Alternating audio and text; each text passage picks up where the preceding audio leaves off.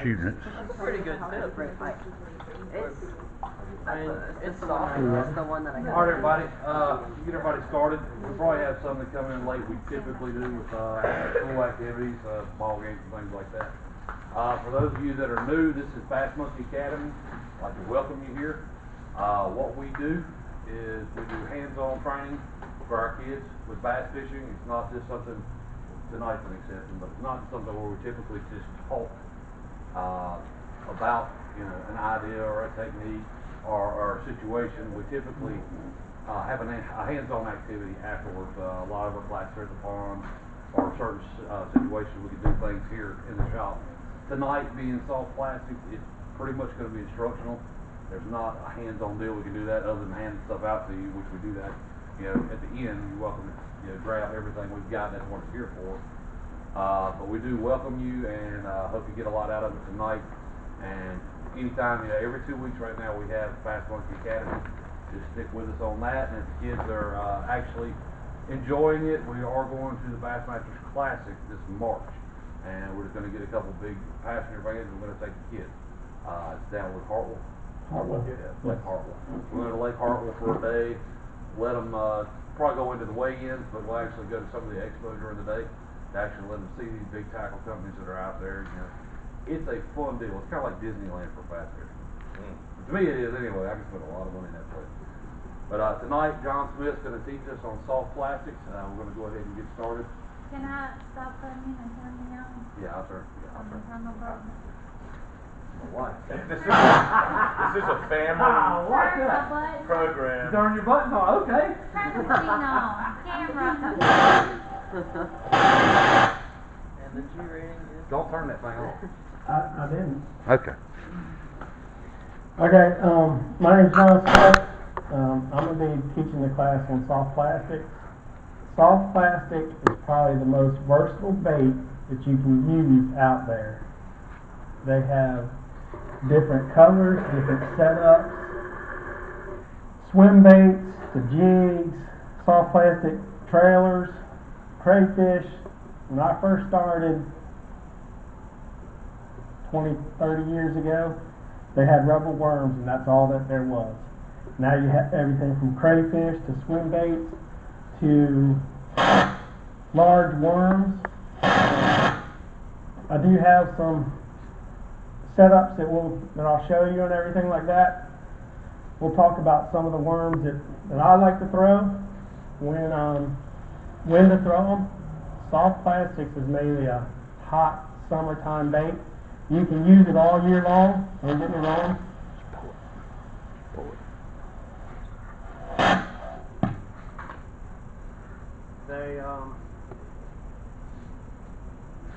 Guys use them all year long. Hot summertime, deep water fishing is when I throw most of my rubber worms. I throw them underneath docks. Don't be afraid to throw these worms wherever you can get them into. You can throw them underneath a tree, throw them underneath a tree. The main thing when you're throwing a rubber worm though is you watch your line. Because if a fish is suspended in the water and that line stops and you don't know it, you'll see the line start moving away. It'll start carrying the bait away. So main thing when you're throwing a rubber worm is to watch your line. I throw them everywhere. Everywhere I can get a rubber worm into, it's weedless. If you hook it up right, it's weedless. You might get snagged with your weight, and we'll go through that. But rubber worms, mainly summertime fishing, hot, deep water. It goes good with electronics. There's a setup out there, it's called drop shotting. When you drop shot, guys will stand on the front of the boat and they watch their electronics. And they follow their electronics when they're drop shotting. It's really deep water, and I'll show you that setup now that I got right here. This is what drop shotting is. You have your weight on the end, about 12 to 18 inches up, you have your hook. I got a fluke on this one. And that line is straight up and down. You're standing on the front of the boat just like this. That line is straight up and down. Now if you had water, this kind of thing would kind of suspend out here like this. and it would shake just like this, just like a minnow swimming in the water. When you're swimming that minnow and you're drop shotting, all you're doing is just kind of bouncing that line. You don't want your weight to bounce off the bottom. You want your weight directly on the bottom, and you just want to keep it tight and just shake that worm, or whatever you have on there. I have a fluke on there. Great for drop shotting. Bass will pick this up. I don't use it a whole lot. I don't have the good electronics on my boat to use it, but it's a good technique to learn because these baits are so versatile. Nowadays, guys are learning different techniques, and they're out there, and you just got to be able to fish with them. So that's what drop shotting looks like. Here's another bait. It's soft plastic, and that's the swim bait. If everybody takes this, you can feel this. See how I line this up? You want that bait as straight as possible. When you hook that hook on there, you want that bait to lay as straight as possible. You don't want this thing bent or anything like that. You want it straight on there. So when you pull this through the water, it's just going to look like a bait swimming through the water just like that. I got the weighted hook on there. There's several different hooks that you can use for rubber worms. This one actually has a screw on the front of it. So you screw the bait on there, you take the bait and run it through there, and you make sure it's straight. It should just look just like that as it's coming through the water. Just like a soft, just like a minnow. There's other techniques out there. Everybody throws this on Lake Norman. This is a good bait to throw on Lake Norman. This is what they call the shaky head. It's just a little jig head. Make sure your bait, like I said, it's straight up and down. When that bait lands on the water, it'll stop and drop just like that. The tail will come off the water, off the bottom, and it'll hold in the water just like that. And then you just want to, kind of shake the tip of your rod to keep this bait straight up and down, just kind of wiggling in the water. But you want to make sure that bait is straight on your hook, how it lays straight and flat. This is a great bait to use on Lake Norman. I use it a lot on Lake Norman. Lake Norman has spotted bass on it. I use this bait a lot on Lake Norman. This is a bait I fish all year long in the wintertime on Lake Norman because it has spotted bass on there. And spotted bass love shaky head. John. Yes. Okay, with shaky head, like I fished with it before, and I haven't caught anything with it, but something picked it up. How can you tell like when you take it? Because I know they'll pick it up and they'll have it, but they'll swim towards you, so you can't tell they're on it. That's the main reason why I said you have to watch your line. Your line, if your line is moving and you're not moving your rod, you want to keep a little bit of tension on your rod. What I like to do, and we'll get into that, is I like to use a medium heavy rod. It has the bend and it has backbone. So when I pitch this into a log or tree or something, and I set that hook, I can get that fish out of that tree. But the main thing is to watch your line. I mean, you can actually see your line twitch every once in a while when a bass picks it up. If you're watching that line and you have a little bit of tension on there, that line will twitch just enough where you see a fish picks it up. You can feel it too. When it swims towards you, what I've always been told, if you have a bass and he picks up your rubber worm and he swims to you and you get the hook set and you catch that fish, throw right back in there. Because what he's doing is he's pulling that bait away from the other fish. He's swimming off with it. He doesn't want to have no competition on that bait. So always throw back in there if that bass swims away with your bait. It's hard when it comes to you, when it comes towards the boat. You really got to get your line tight. When you get your line tight enough and you feel that bass swimming away from it, that's when you want to set the hook. I'm always watching my rod. I keep my rod anywhere from 45 to 90 degrees. And when I bounce my lure off the bottom, I have a little bit of tension on my line, and I'm always watching my line. Because I can see when my line starts swimming to the right or to the left or something like that. That's what you're watching for. That's why I said it's really important to watch your line. I just set the swivel up on there just to change the baits out, but I don't ever use a swivel. It's caught right to the line. I'll show you this one now.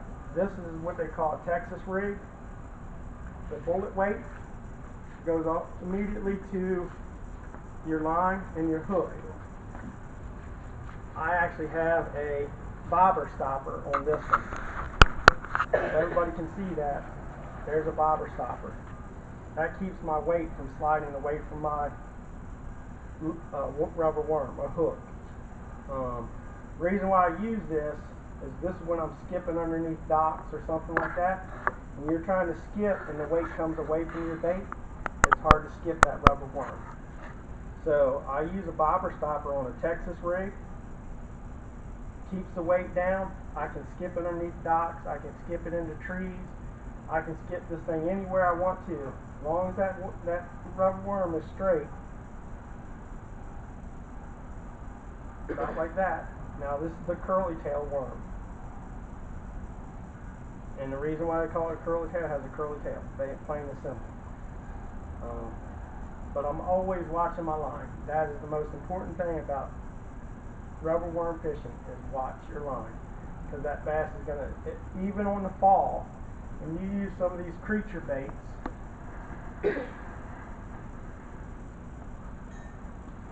sorry, I'm looking. Some of these creature baits like this, it has a lot of legs on it. It has a lot of movement to it. But it falls slower in the water. So if you know those bass are suspended in trees, or if they're suspended just up in the column a little bit in the water, you want to throw a bait that's going to fall slower. With these legs and these arms on this, it's going to flap in the water and it's going to fall slower. The slower the fall when it's suspended, the better the bass can see it and pick it up.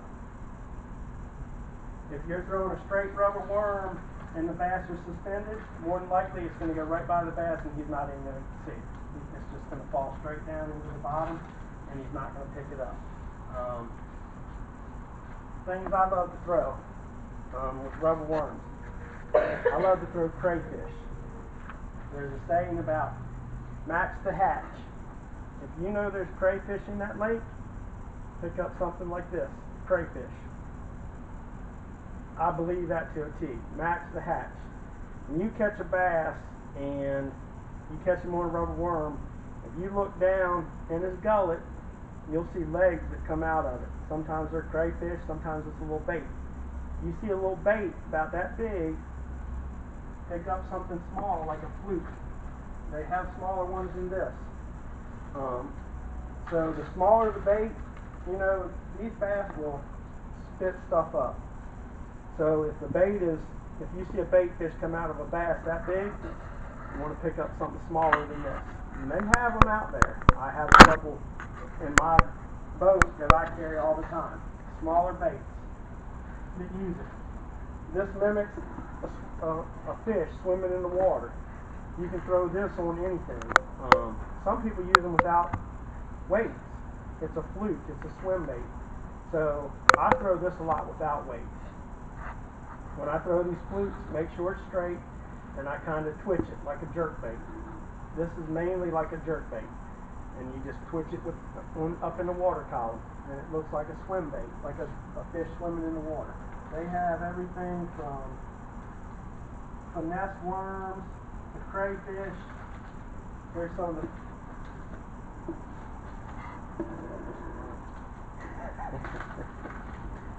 finesse worms. You done grabbed my secret bait and put it back on the table. Yeah. This is a finesse worm. This lays flat in the water. It has a bubble. It kind of has a bubble on the tail. This is what I always throw with shaky head. When you're rigging these, if everybody looks, the back side is flat. You have a round-sided bait. That's the end where you know the hook is going to go into. You want this where the hook will turn into. And I'll show you that.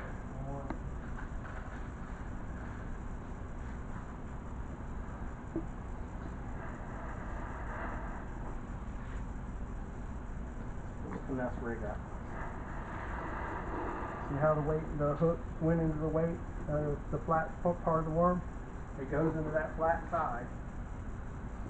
See, the other side is ribbed, and this side is flat. That's how you want to do it. And I will show you how to rig one of these in a minute. Another good technique that I've learned here recently is a wacky rig. If y'all can see the metal piece, it's weedless too. Put that thing back where you found it. It's weedless too. It has a weedless barb on it, so I can throw this in the middle of trees and everything like that. Now it will hang up. I can tell you that it will hang up, but it's supposed to be weedless. That little thing was supposed to be weedless. When you throw this, and this bait's falling, these legs will fall up like this, and I just sit there and kind of pull it up and down, and the legs on the ends will just flap like a bird's wings flapping in the breeze, and it'll sit there and go like that. And I just learned this technique watching a guy in Florida. I've used it up on Norman. I caught fish on Norman. It's a good technique to learn. There's all kinds of techniques coming out. They have the Ned rig. I think you've talked about the Ned rig in some of your posts. The Ned rig, haven't really tried it yet. I've heard about it. It's out there. Maybe Rodney can talk about that. I haven't used that before. You know who you're talking to? Huh? Do you know who you're talking to? Yeah. Hey, that's a good. That's absolutely the last thing I would talk about. I don't finesse fish. That's a good rig. You'll get hung up if you'll catch big fish on it. With that wacky rig, I throw that on 8-pound test. I throw it on light line, really light line.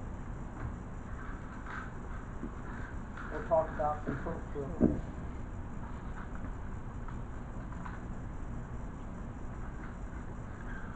Everybody, just because we're filming don't mean you got to be quiet. You can ask questions, everything else. The filming is for the kids that we have that are out of state. Alabama, Georgia. Alabama, Georgia, Kentucky, and New York right now, including West Virginia. John will say that Ned rig on, you got a heavy pressure water, that Ned rig works really good because it's just something I haven't seen a lot. It's a good, easy, quick pickup. And, Right. I've had a lot of success on it. Just in a little spawn. It's pretty simple. Right.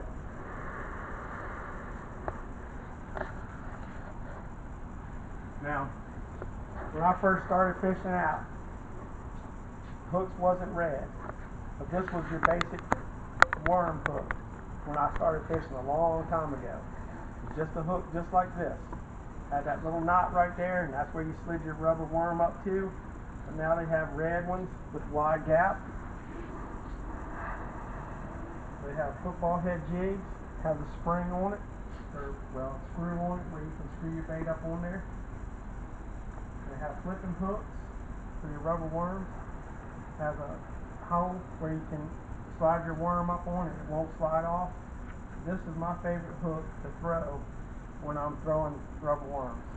This is the Trocar. I use this 99% of the time. I use a Trocar hook. They have wide gap. They have different sizes.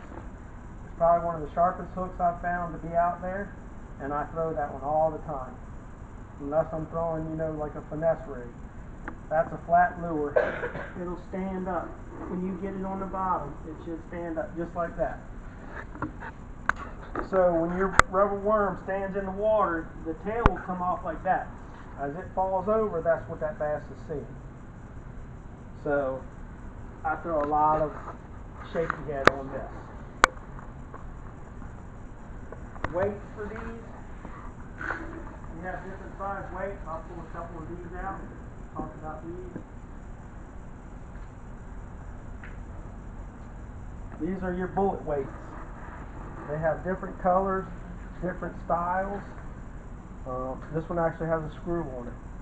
So you can take your bait and you screw it up on the bait and it sits. It's almost like for the bullet stopper that I use. Except this one has the screw, you can screw the bait into the bottom of it. Everybody can see that. It's small, but everybody can see that. And you screw your bait right up on it. The bobber stopper is what I like to use. I haven't used a whole lot of these. Bullet weights. You got different sizes from medium to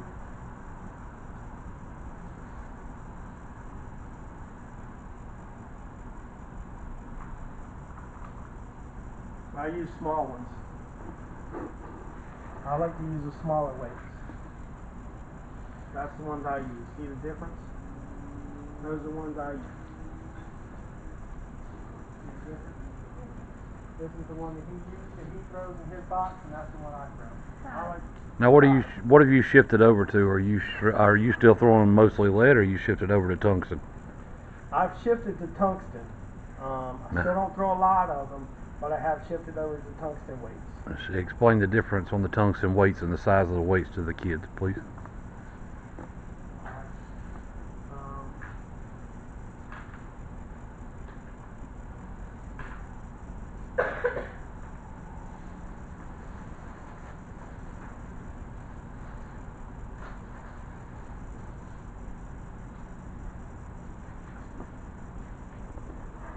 This is a 3/16 ounce tungsten weight. See that? It's fatter and rounder than your bullet weight. See the difference? See the difference? Your bullet weight is kind of looks like almost like a bullet head.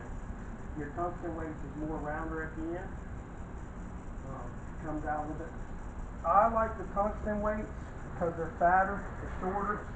They still weigh about the same, 3/16 and 3/16. But I like the tungsten weights. I'm just starting really to start throwing these tungsten weights. It's a preference, I guess, is what it is. I just really started fishing with these. Every time I throw one of these, I put my bobber stopper on my line. You can buy these bobber stoppers. Comes in a little pack just like that. And it's a bobber stopper. What you do is you slide your line. See that where that little hole is right there above that yellow one? See that hole? See the hole right there? You slide your line through there. See the little hole right there? Slide your line right through that little hole. And then you pull this yellow piece and you pull it out. And it'll slide right up on your line. If you make a mistake and put the weight on the other side of it, you just lost this bobber stopper. Been there, done that, learned that the hard way. I think the biggest difference in the tungsten's is probably close to half the size of lead. The lead and nickel were mostly all it was offered up until about 10 years ago.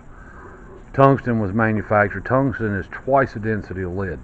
So if you're worried about the finesse fishing, because what he's explaining to you is a lot of finesse techniques, go to the tungsten weights because the tungsten weight's actually half the size. So it doesn't spook the fish as easily. And what he was talking about the bullet style, you're coming more to a point with the lead. The tungsten's more round on the edge, which makes it pull through cover, through grass. You don't get the snag ups. Yeah, you lose them, it hurts because you're paying 3 to 4 times the price of lead for the most part. But you'll have a lot greater sensitivity. It's like the difference between fluorocarbon and mono. The way the fluorocarbon will telegraph what's on the bottom to your hand, the feeling that you'll get off of it. The tungsten does the same thing. The density change in it versus the lead will actually telegraph more to you and let you know what's more, what you're coming through in the bottom, what kind of cover's there. You get a better picture in your head of what you're dealing with just by upping your game and going to the tungsten and tying that up with some fluorocarbon. Yeah, and don't, like you said, don't be afraid to drag that through anything. I mean, it's like pitching and flipping. When you pitch and flip, when you flip right into the trees, don't be afraid to throw that in trees, under docks, around everything. Because bass will pick these rubber worms up and they'll run away with it. Just make sure you're watching your line. We fished, you can see,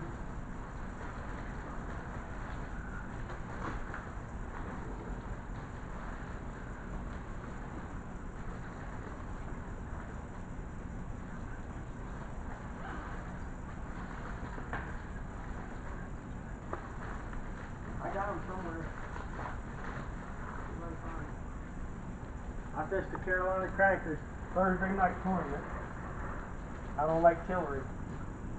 That's the size of worm I'll throw. Don't be afraid to throw big baits. Drag this along the bottom, drag it wherever you need to. You know, when you're fishing big baits and everything like that, you want to make a long cast, as long as you can, and it covers the water back to you. Don't sit there and try to, you know, because you're away from the cover and you're not going to pick something up, drag it as long as you can, all the way back to the boat, so you can't drag it no more. But I did catch about a 2.5 pounder on that right there. John, what size hook are you using with a worm that size? I use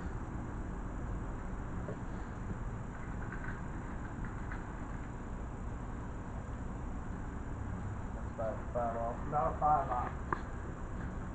And it'll sit down in the worm. Because when a bass eats this thing, it's soft and it's plastic. There's nothing that's going to tell him different unless it actually hits that hook and he spits that worm out. But he's going to sit there and he's going to chew and he's going to try to swallow that worm. I'll show you how I rig this up on this 5/0. I just take it and slide it down through the middle up to where the barb is. Okay? I pull it out one side. And because this worm is so big, you get your top above that. Now if I had a little bit of line, I slide it up the line a little bit so my knot is covered. So when that bullet weight sits down on there,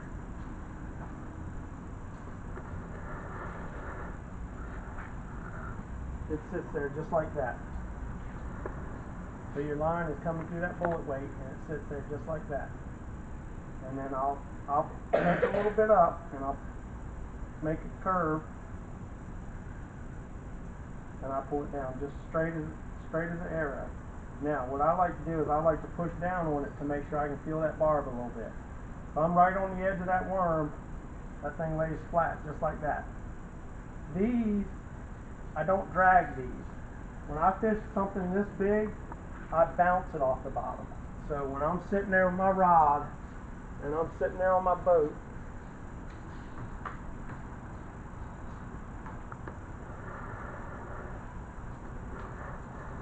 and I have that rod down like this, I pull it up to about 90 degrees.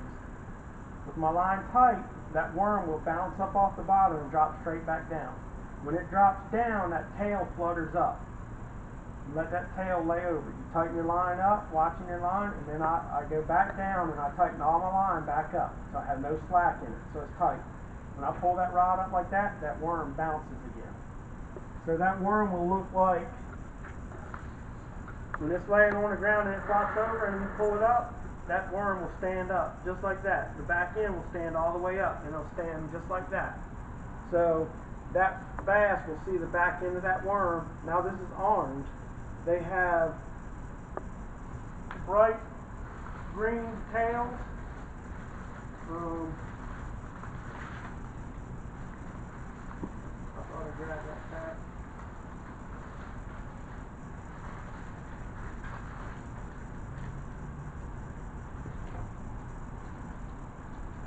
Well, I might have not. But they have, you know, fluorescent green tails.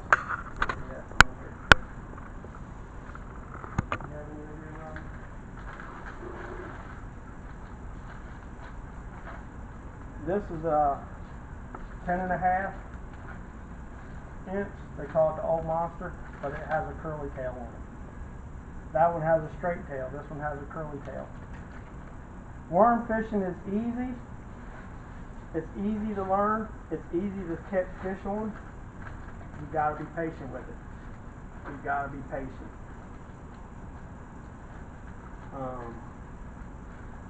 There's several different. They even got little swim baits like this right here. And this one I actually got rigged up with a weighted hook. You see this thing has a split in it, so the hook will go through it. Now if you watch a lot of fishing shows, which I do, I watch Davey Height throw one of these on a bed. These are good for bedding fish. When fish are on the beds and you want to fit and you're sight fishing, and believe me, that's another technique that you will want to learn, is sight fishing. Rubber worms for sight fishing is absolutely amazing. You can see the bass laying there, you will spend all day long on one fish. Seen it happen before. Seen a guy lose a tournament because of it. He sat there on one fish and lost the whole tournament because he wanted that one fish. 2 hours, 3 hours we'll spend on it. When you're flipping in there on that bed and you're jigging that rubber worm, that bass gets so irritated, he will bite, but you might spend a long time with those fish. But rubber worms is a technique. You're not going to throw a crankbait in there. I see y'all smiling about it. We don't bed fish. I don't bed fish. I That's don't not bed bed fish. I A don't lot of think people it's do. yeah. I don't bed fish. It's a technique. A lot of people use it. I haven't bed fished. I can. You need a good pair of glasses. You need to be able to see down in the water. But I really don't bed fish. I don't think it's right to pull the mama off the bed and when it's in there laying the eggs and everything like that, you can catch her another day. John, I got a question maybe you can help the kids with. A lot of the kids pond fish. I know some that do have the ability to get in boats and go fish at lakes. With the soft plastics class, I think they would like to know what to use when. As far as seasonal, spring, summer, fall. Now we're in the fall now, and I know soft plastics aren't the big thing right now in the fall, but fall, winter, give them an idea whether it be lizard, worm, straight tail, curly tail, or moving to the crawl, what to use and when. That way they'll go prepared whenever they go to the ponds. When I pond fish, and I know y'all know about it, I fish Lake Park a lot. I pond fish Lake Park a lot. I will use, and this is my favorite bait, it's called a watermelon red crayfish. Now they got different styles, they got bigger claws on them and everything like that, but I will throw this a lot in a pond. At just about every pond I go to, I will throw a crayfish. Crayfish is a natural bait for bass. They're natural food for bass. The pond might not have the crayfish in it, but it's still a natural food for them. If there's a creek that comes in and out of some of those ponds, like I know the number, pond 6 is what I fish a lot. I don't know the names of them, I know the numbers. But when I fish that, there's a creek that comes in the backside of it, and